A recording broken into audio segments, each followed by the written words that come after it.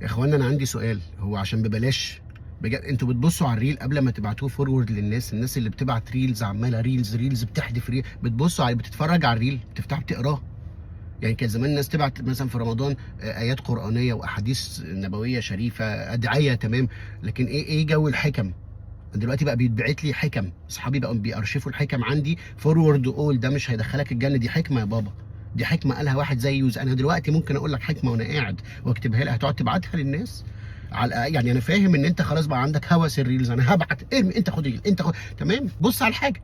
يعني على الاقل بقى انا عارف ان في ناس بتبعت الريل عشان تشوفه بعدين في الكونفرزيشن بتاعتنا بس بص عليه، ما انا بفتكره حاجه، انت فقدت اي اهميه في حاجاتك اللي بتبعتها لي. يعني انا خلاص بقى الريل بيجي لي ما بفتحوش، انا عارف وانت عارف ان انت راميه عندي عشان انت تشوفه تاني. فقدت اي مصداقيه واي اي الشغف بتاعي ناحيه الحاجات اللي بتبعتها لي راح، خلاص ما بقى انت السبب. حكم، ما نبص على بص طب عليه، بص عليه، انت بترميه عندي عشان تشوفه انت تاني بقى لما تفضى؟ مش كده.